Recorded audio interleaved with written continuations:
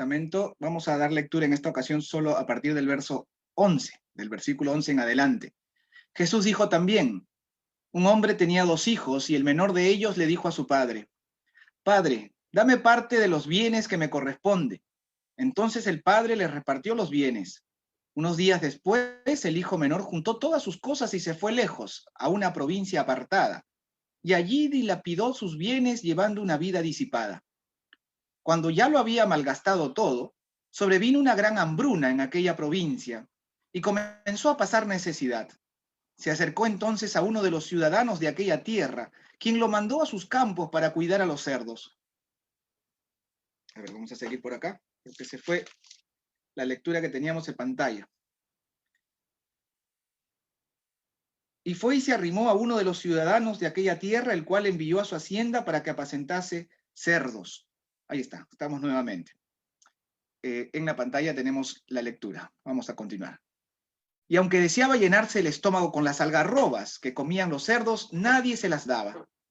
Finalmente recapacitó y volviendo en sí, dice la versión de Reina Valera 60, dijo: ¿cuántos jornaleros en la casa de mi padre tienen pan en abundancia y yo aquí me estoy muriendo de hambre?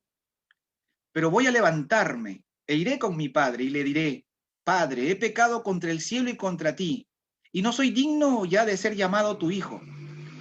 Hazme como a uno de tus jornaleros. Y así se levantó y regresó con su padre.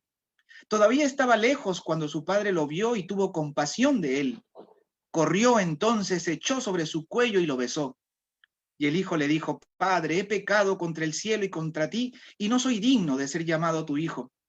Pero el padre les dijo a sus siervos: traigan la mejor ropa y vístanlo. Pónganle también un anillo en su mano y calzado en sus pies.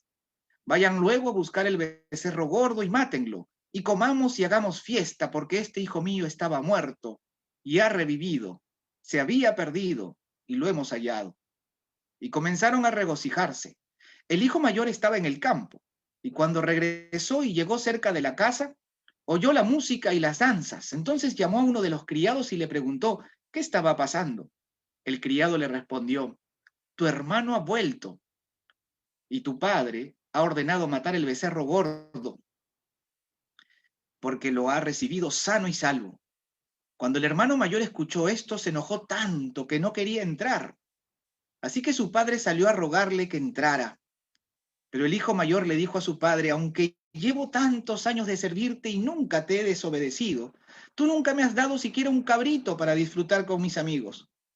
Pero ahora viene este hijo tuyo, que ha malgastado tus bienes con rameras, y has ordenado matar el becerro gordo para él. El padre le dijo: hijo mío, tú siempre estás conmigo y todo lo que tengo es tuyo, pero era necesario hacer una fiesta y regocijarnos, porque tu hermano estaba muerto y ha revivido, se había perdido y lo hemos hallado. Esta es la palabra del Señor. Vamos a orar juntos, queridos hermanos. Bendito Dios, una vez más te damos gracias por la oportunidad que nos das de permitirnos, Señor, reunirnos a través de estas plataformas, Señor, para adorar tu nombre. Pedimos ahora que tu Santo Espíritu, el mismo que inspiró, Señor, tu palabra, sea quien nos hable ahora conforme a la necesidad de cada uno de nosotros, que tú bien conoces, Señor, a pesar de la indignidad de este pecador, Señor, que predica. Te lo pedimos siempre en el bendito nombre de tu amado Hijo Jesús, nuestro Señor. Amén. Amén. Buenos días, queridos hermanos.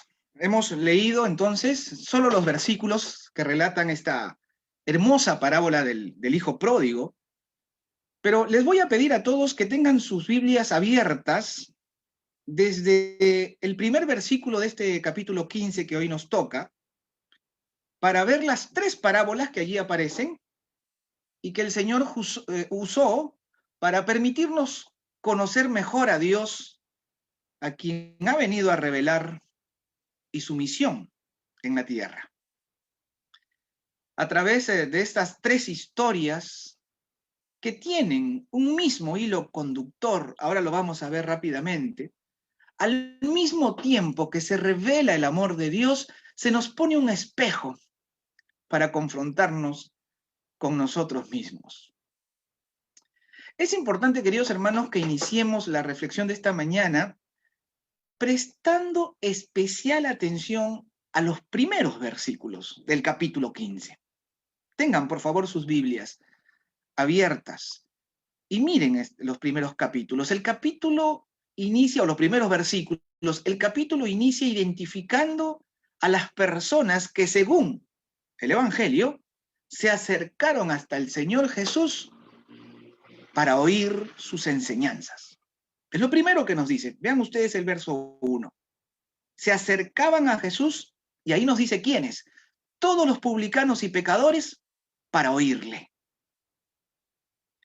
El Evangelio entonces muestra el interés que Jesús y sus enseñanzas habían despertado nada menos entre estas personas. Algo, sin duda, que nunca antes habían escuchado, los atrajo. Creo, hermanos míos, que no me equivoco al decir que si Lucas no hubiera precisado de quiénes se tratan, no se nos ocurriría pensar que los publicanos y los pecadores buscarían oír a Jesús. ¿Quiénes podrían mostrar interés por las cosas de Dios? Sino aquellos que profesan una religión, los que buscan vivir de manera piadosa para agradar a Dios. ¿Quiénes podrían estar interesados ahora mismo, hermanos míos, ahora mismo, en dejar otras cosas que podrían estar haciendo para escuchar la palabra de Dios que estamos predicando? ¿Quiénes? Sino los buenos creyentes, ¿ah? Que nos esforzamos por obedecer los mandamientos de Dios. Pero extrañamente, no fueron los piadosos, los religiosos, quienes se dispusieron a escuchar al Señor con honestidad. Contrariamente a lo que podríamos pensar, este capítulo inicia señalando nada menos a los publicanos y a los pecadores como aquellos grupos de personas que mostraron sincero interés por oír el mensaje del Señor Jesús. Y si nos detenemos un poco a reflexionar sobre este asunto como punto de partida, puede, hermanos míos, que en un momento nos encontremos un tanto confundidos. ¿Cómo es posible que esta gente que vive ofendiendo a Dios muestra sincero interés por el Evangelio? ¿Qué contiene entonces el Evangelio que hace que los pecadores se vuelvan a él? Y si esto acaso, hermanos míos, no sigue ocurriendo, si acaso no sucede más, ¿será que estamos predicando el Evangelio? ¿O qué otra cosa? Los publicanos, solo para hacer un poco de memoria, fueron nada menos aquellas personas que, perteneciendo al pueblo afectado, habían recibido de parte del Imperio Romano el encargo de cobrar los impuestos o los tributos a la gente. ¿El sistema cómo funcionaba? El sistema funcionaba de este modo. Estos hombres pagaban un monto fijo al imperio y sus ganancias las obtenían recaudando de la gente mucho más de lo que ellos pagaban. Por eso eran tan despreciados. Por eso los judíos los consideraban traidores, pero además ladrones. Porque no solo servían al imperio que tenía sojuzgado al pueblo de Israel, sino que además le robaban a la gente, cobrándole más de lo debido, libremente y con el apoyo de las fuerzas del orden, para obtener así sus ganancias. Pero además, hermanos, de referirse a los publicanos, Lucas se refiere también a los pecadores. Desde luego que los publicanos eran pecadores. Bueno, y por la Escritura sabemos que todos lo somos. Entonces, ¿a quiénes se les llama de este modo en estos versículos? Y esta, hermanos, no es la única vez que estos dos grupos de personas son mencionados de manera conjunta por los evangelios. Por ejemplo, cuando se relata el llamamiento de Leví, de Mateo, también se menciona la presencia de publicanos y pecadores. Se podría pensar que se trata o que se está usando dos palabras para referirse a un mismo grupo de personas. Pero en realidad, aunque ambos están en la misma situación, son diferentes. El mismo Lucas, cuando relata el llamamiento de Mateo que acabo de mencionar, dice que Jesús compartía la mesa con publicanos y otros más. Estos otros más no eran publicanos. Luego, ya cuando los sacerdotes y los fariseos se refieren a estos otros, los llaman pecadores. Entonces no son dos términos o calificativos para referirse a un mismo grupo de personas, sino dos grupos distintos que, estando en una misma condición, recibían igualmente el desprecio de los judíos religiosos. ¿Quiénes son estos otros a quienes se les llama pecadores entonces? Bueno, en la Biblia encontramos también diferentes ocasiones en que los judíos llaman de este modo a la gente que no observaba la ley con la rigidez de los religiosos. Incluso son llamados malditos por su desconocimiento y por la falta de observación que ellos tenían respecto a la ley. Eso lo pueden ver, por ejemplo, en el capítulo 7 del Evangelio de Juan.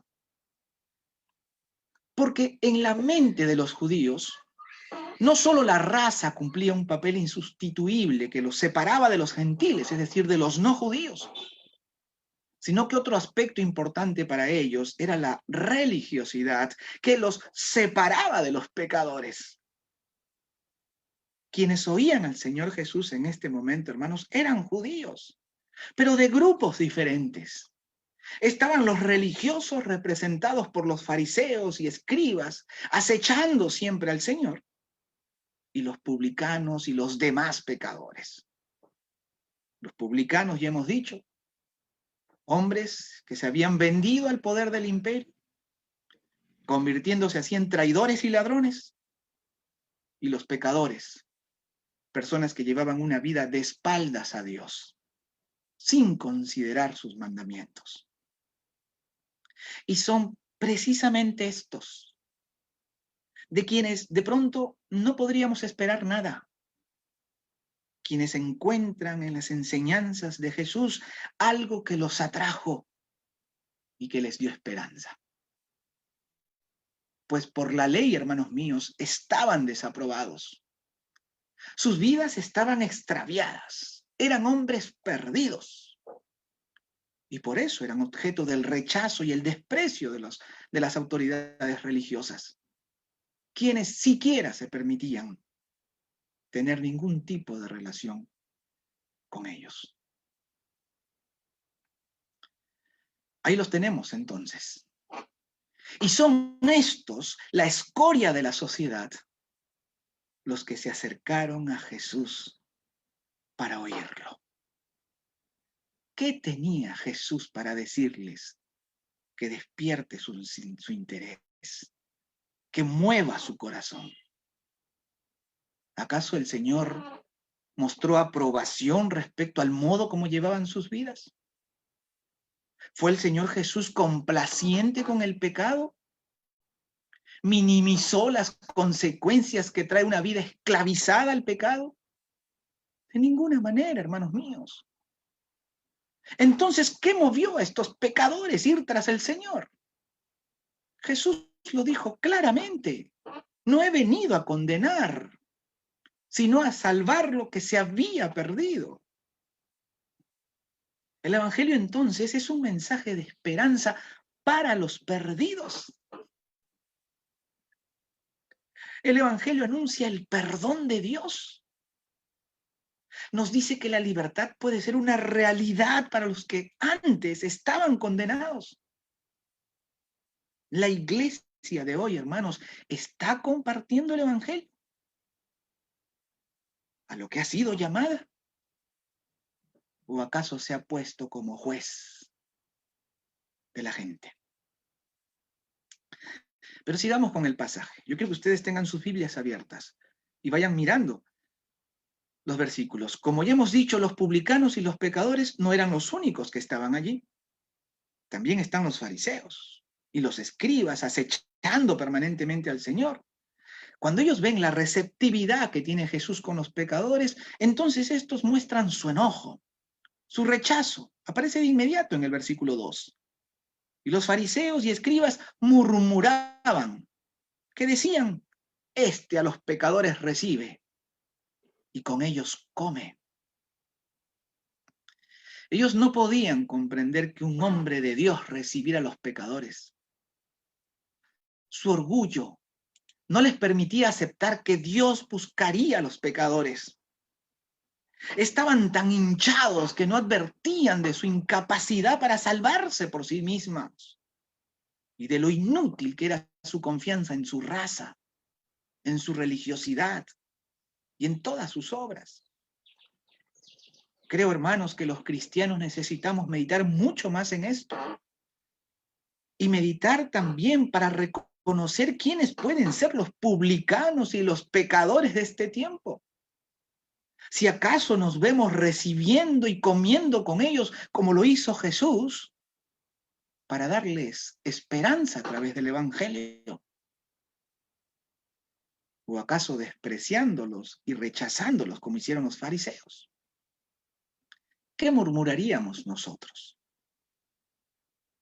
Me pregunto también si acaso podríamos reconocer a Jesús recibiendo y comiendo al lado de los publicanos y los pecadores.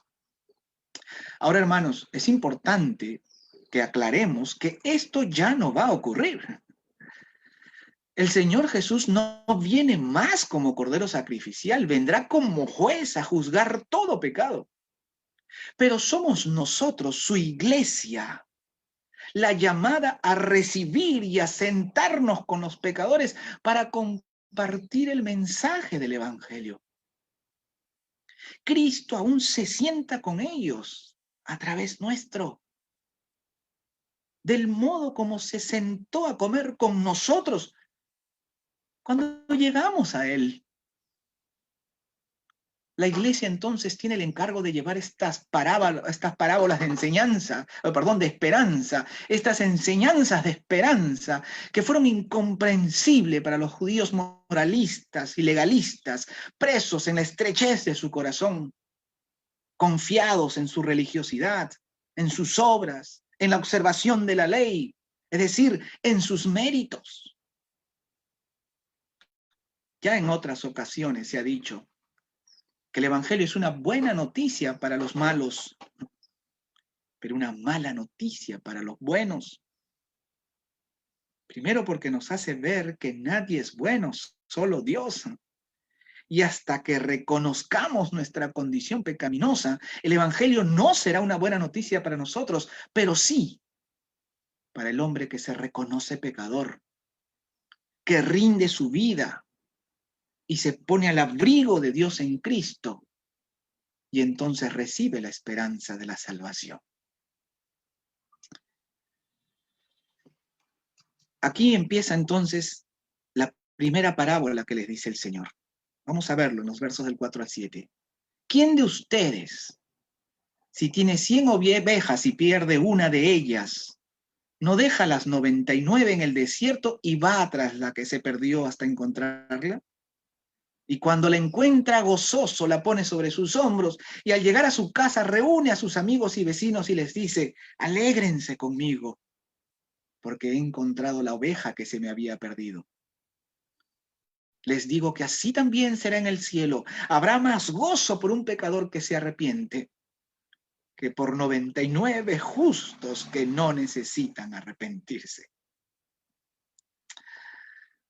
Hermanos, nuestros estudios bíblicos ya nos están familiarizando cada vez más con el campo y la vida rural de entonces, ¿no?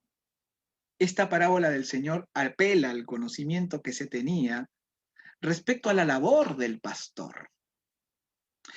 Ahora, las condiciones climáticas y territoriales particulares de Judea hacía de esta labor una labor especialmente difícil, pero además peligrosa.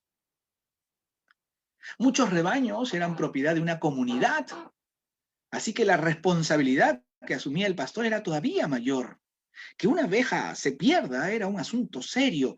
Encontrarla entonces y volver con ella era motivo de gozo. Ahora, quisiera que notemos también, hermanos míos, que en las tres parábolas que vamos a ver brevemente, hay un común denominador: el gozo. La salvación de lo que estaba perdido despierta gozo. Gozo en el cielo, gozo en la tierra, gozo en la familia. Muchos creyentes andan ansiosos por ver milagros, por ser testigos de milagros. ¿Qué milagro puede ser más grande que la conversión de un pecador, amados hermanos? La conversión de un pecador es literalmente el despertar a la vida de uno que estaba muerto. Díganme si esto no es un milagro. Y en su misericordia Dios nos permite ser testigos de este milagro. Una y otra vez lo vemos en nuestra comunidad, en nuestra iglesia. Nosotros mismos somos un milagro. Y fuimos el razón, el motivo del gozo y de la fiesta en el cielo y en nuestra familia espiritual. Cómo nos gozamos a saber que uno de nosotros le dice sí al Señor. El buen pastor va tras lo que se había perdido y cuando le encuentra, dice el versículo 5, mírenlo ustedes, por favor, yo quiero que ustedes estén más atentos en su Biblia que mirando la pantalla. Dice que gozoso la pone sobre sus hombros. Aquí la enseñanza principal es el amor de Dios, el cual, hermanos, no está condicionado a nuestros méritos. El buen pastor no va por la oveja perdida por ser la más grande, la más hermosa o la más valiosa. Probablemente se trate de la más torpe de todas, que despistada terminó extraviada. Y el buen pastor pone su vida y va por ella. Y cuando la encuentra, dice, feliz la pone sobre sus hombros. Ese es el tierno amor de nuestro Padre del cielo. Su amor entonces no depende de cuán buenos u obedientes somos. Su amor es incondicional. Es el amor de padre que ama a su hijo sin mellar cómo es él ni lo que hace. Y creo que los que somos padres podemos comprender un tantito, siquiera lejanamente, el amor de Dios. Porque siendo nosotros padres pecadores e imperfectos, amamos a nuestros hijos, no por cómo se comportan. Simplemente los amamos. Y el amor siempre se traduce en acción. Esta es otra enseñanza importante que se desprende de esta parábola. El amor no es pasivo. Espera, sí, pero no en la pasividad, sino en la acción. Es un amor activo que toma la iniciativa, que llama y que busca hasta encontrar. Hermanos míos, ustedes han escuchado muchas veces esta frase, que es muy cierta, pero que a veces usamos como una muletilla. Dios te ama. Bueno, pues, de verdad, Cristo te ama. Y nunca más digamos esto sin el sentido y el fundamento que nos da su palabra para entenderlo, para creerlo y experimentarlo. Si le decimos a alguien, Cristo te ama, tengamos claro que no se trata de un consuelo ilusorio, sino de una realidad. Dios nos ama. Y por eso vino a rescatarnos, a recuperarnos, a salvar lo que se había perdido. Sigue el Señor entonces y desarrolla una segunda parábola. Los versículos del 8 al 10. ¿O qué mujer, si tiene 10 monedas y pierde una de ellas, no enciende la lámpara y barre la casa y busca con cuidado la moneda hasta encontrarla? Y cuando la encuentra reúne a sus amigas y vecinas y les dice, alégrense conmigo porque he encontrado la moneda que se me había perdido. Yo les digo a ustedes que el mismo gozo hay delante de los ángeles de Dios por un pecador que se arrepiente. Hermanos, enterarnos de la fiesta que hay en el cielo por la salvación de uno de nosotros solo puede llenarnos de gratitud. Y si alguna vez cruzó por nuestra mente y nuestro corazón que no somos valiosos, si nos hemos sentido despreciados, podemos confiar que somos valiosos para Dios, porque Él nos ama. No importa cuán perdidos estuvimos, cuando el Señor nos encuentra, somos redimidos y restaurados. La dignidad se nos es devuelta y se nos habilita para el servicio. ¿Se han dado cuenta de eso? Cuando estábamos perdidos no podíamos ser usados. Un bien perdido no puede ser usado.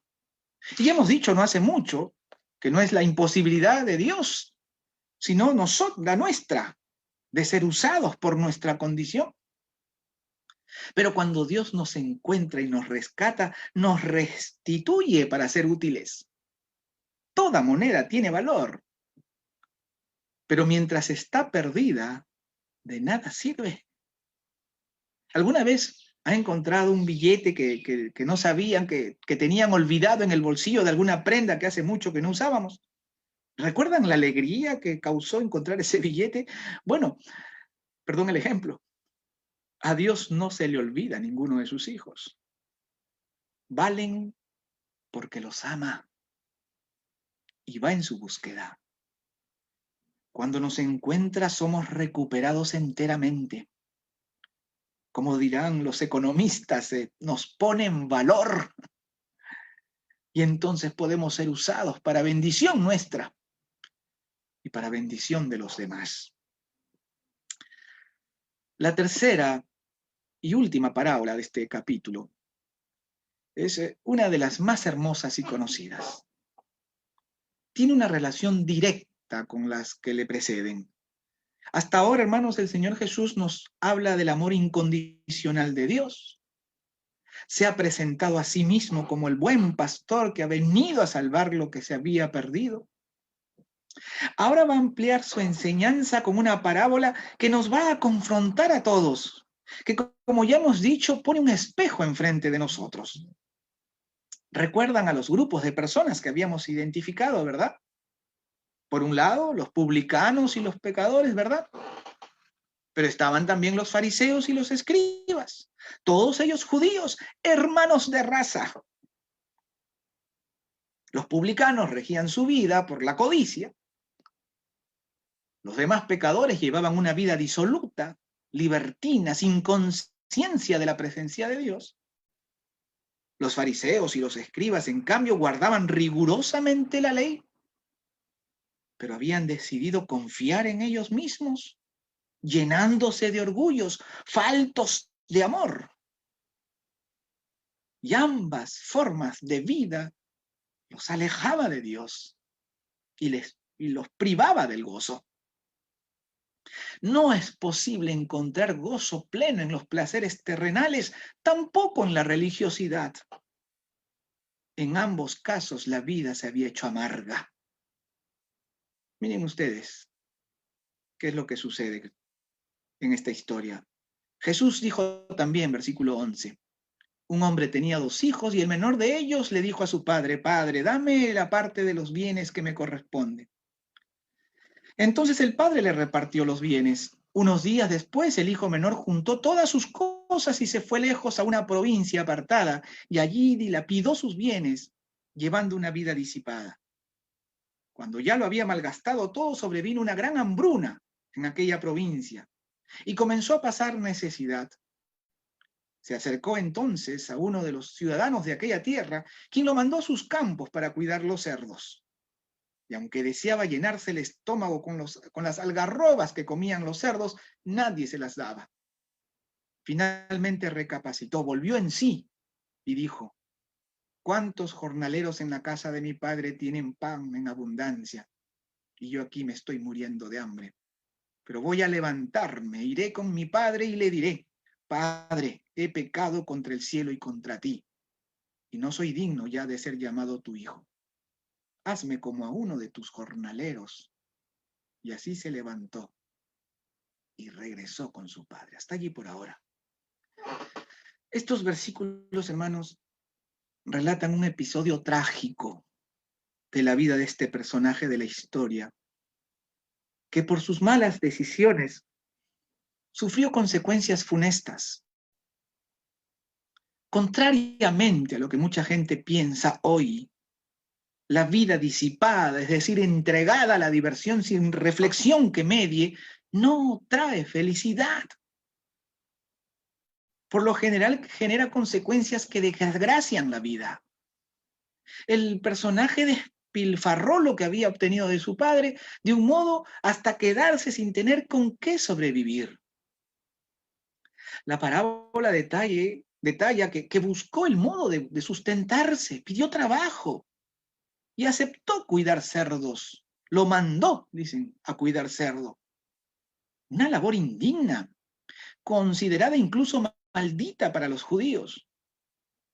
Su decadencia fue total, al punto que hasta estos animales inmundos se alimentaban mejor que él. Ahora, hermanos, al leer esta parte de la historia, alguien podría pensar, bueno, gracias a Dios no he llegado tan bajo. Pero, hermanos míos, con esta historia, el Señor nos está diciendo que es esa nuestra verdadera condición cuando vivimos sin Dios. Así es como el Señor grafica la condición de un pecador que no ha conocido el arrepentimiento y el perdón de Dios en Cristo. No, usted no tiene que pasar hambre para que esta sea la condición nuestra. Entonces sucede algo importante en el versículo 17. Dice que al final de todo, finalmente, dice, recapacitó. Reina Valera 60 dice, y volviendo en sí, dijo, véanlo por favor, volviendo en sí, ¿cuántos jornaleros en casa de mi padre tienen abundancia de pan? Yo aquí muriéndome de hambre. Me levantaré, iré a mi padre y le diré pecado contra ti. Hermanos, el arrepentimiento es volver en sí. Arrepentirnos y buscar el perdón del Padre es volver en sí. Antes de eso estábamos alienados, entregados al mal. Despertar a la conciencia de pecado, al arrepentimiento y la búsqueda de perdón de nuestro Padre del cielo es volver en sí.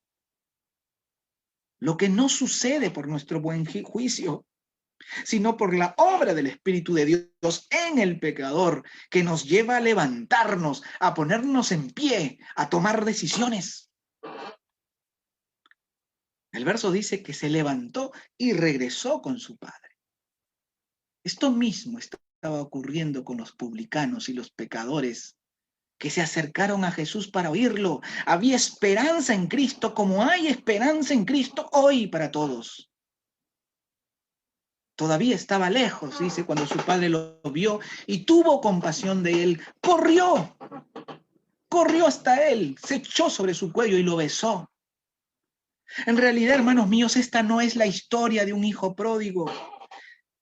Esta es la revelación del padre pródigo. Por eso el título del sermón. La palabra pródigo tiene dos acepciones diferentes y opuestas. Pródigo, aquel que despilfarra y gasta sin cuidado sus bienes, pero en su segunda acepción, pródigo es aquel que actúa y da con generosidad lo que tiene.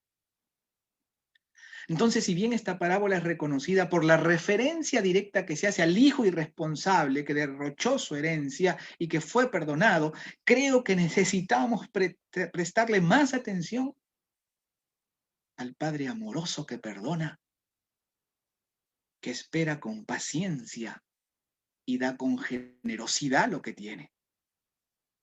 ¿Y qué es eso que tiene y da?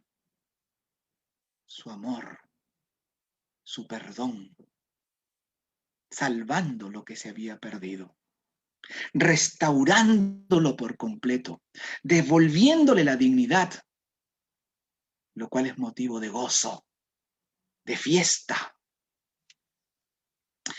Todavía estaba lejos cuando su padre lo vio y tuvo compasión de él.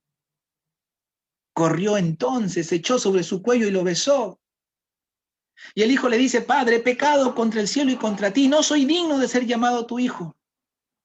Pero el padre, versículo 22, le dijo a sus siervos, traigan la mejor ropa y vístanlo, pónganle también un anillo en su mano y calzado en sus pies. Su padre lo vio de lejos porque nunca dejó de esperarlo. El hijo le expresa su arrepentimiento. He pecado, no soy digno de ser llamado tu hijo. Miren esto, por favor, hermanos, no me miren a mí. Miren los versículos del 20 al 22. Mírenlo. El hijo le expresa su arrepentimiento. El padre no le responde. Pareciera que ignorara lo que está diciendo su hijo. Pareciera que no le presta atención. Incluso casi lo interrumpe. No le dice, ¿ves lo que pasó por haber tomado decisión? No. Se dirige a sus criados, vístanlo con la mejor ropa, pongan anillo en su mano y calzado en sus pies. Ese es el perdón de Dios. El perdón que recibimos en Cristo, muy distinto al que muchas veces los hombres decimos dar, que perdonamos pero no olvidamos. Decimos perdonar pero guardamos la ofensa para insinuarla o para enrostrarla cuando lo creamos necesario. No, el perdón de Dios no es así. El perdón de Dios es puro, verdadero, completo, restaurador. Este podría ser el final perfecto para una historia de amor tan hermosa. Pero no, hermanos míos, nosotros los hombres de veras que somos una raza caída, de verdad que somos una raza caída. Por eso aparece de inmediato el hijo mayor, el que no había dado problemas, el hijo modelo. ¿Qué pasó con él? Versículos del 25 al 32. Vamos a leerlo. Miren sus Biblias, por favor. El hijo mayor estaba en el campo. Estaba trabajando, estaba cumpliendo sus deberes. Qué buen muchacho. Y cuando regresó, llegó cerca de la casa, oyó la música y las danzas. Entonces llamó a uno de los criados y le preguntó qué estaba pasando. El criado le responde, tu hermano ha vuelto. Y tu padre ha ordenado matar el becerro gordo porque lo ha recibido sano y salvo.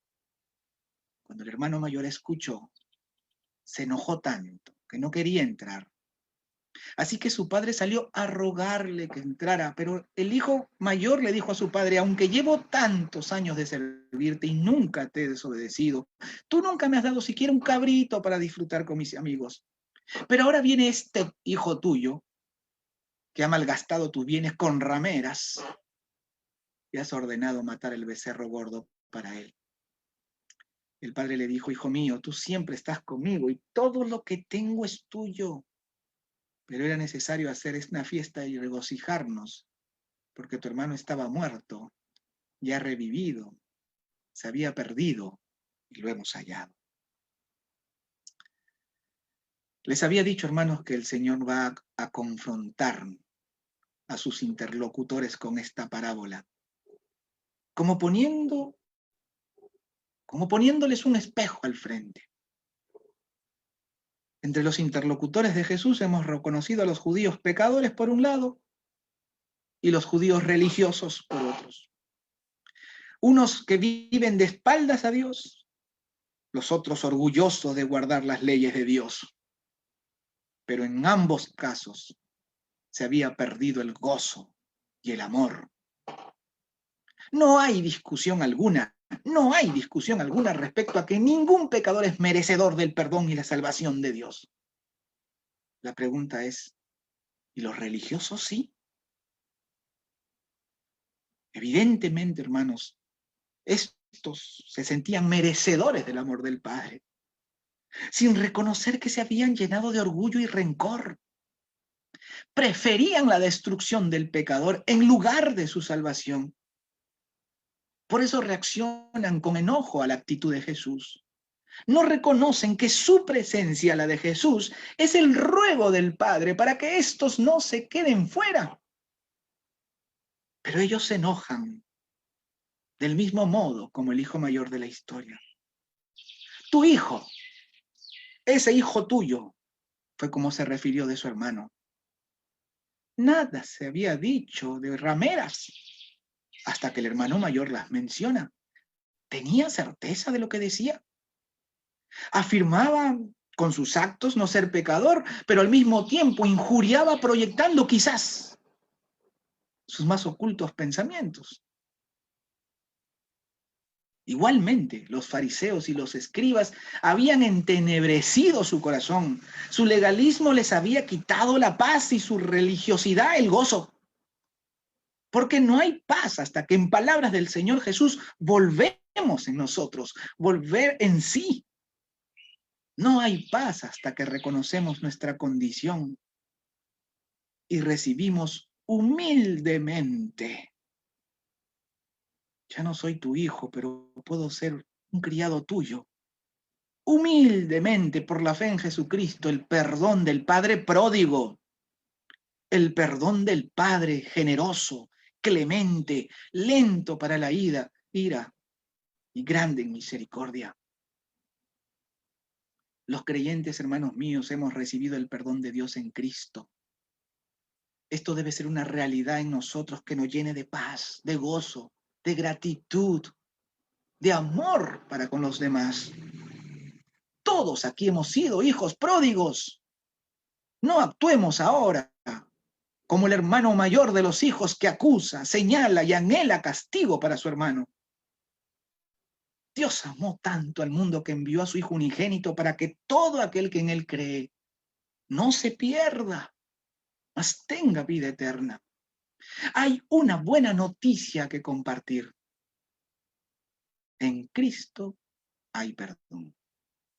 En Cristo hay salvación. Por la palabra del Dios, el hombre vuelve en sí y se reencuentra con su Padre en Cristo, que viene hacia nosotros corriendo hasta abrazarnos, besarnos, y entonces nos viste de honra, nos alimenta, nos restaura.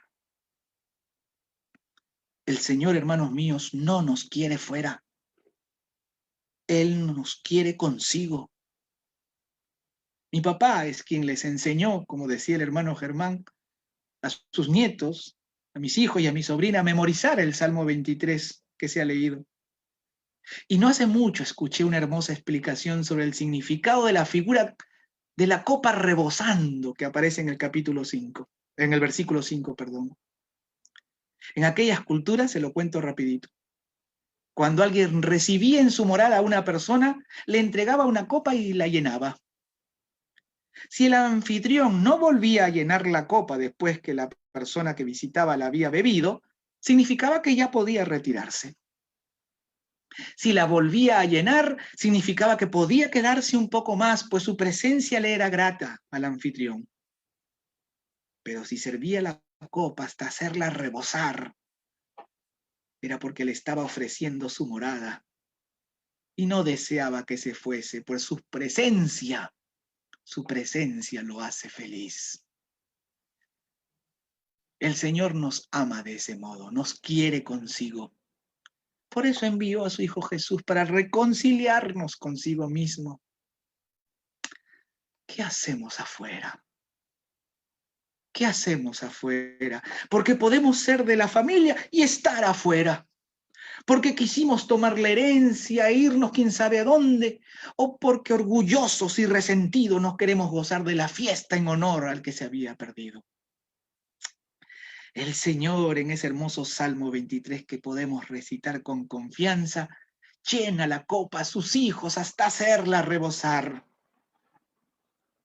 Si alguno entre nosotros esta tarde ya aún no se ha levantado, como lo hizo el hijo pródigo cuando volvió en sí, no ha ido a su padre, que viene a darle el encuentro corriendo, piadoso, amante, este puede ser el momento para hacerlo. No hay nada que esperar, hermano mío. El Señor Jesús ha dicho, todo lo que el Padre me da, vendrá a mí. Y lo que viene a mí, no le echo fuera. Mis ovejas oyen mi voz. ¿La estás oyendo?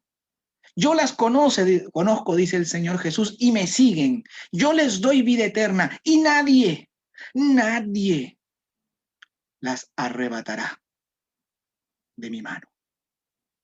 Que el Señor los bendiga y los haga bendición. Bendito Dios. Gracias una vez más por tu palabra, Señor. Gracias por tu Hijo Jesús, que vino al mundo a morir por nosotros, para reconciliarnos contigo, para darnos la potestad de ser llamados hijos tuyos, y en Él, y solo en Él, poder llamarte Padre, Abba Padre, pródigo, generoso, clemente, lento para la ira y grande en misericordia.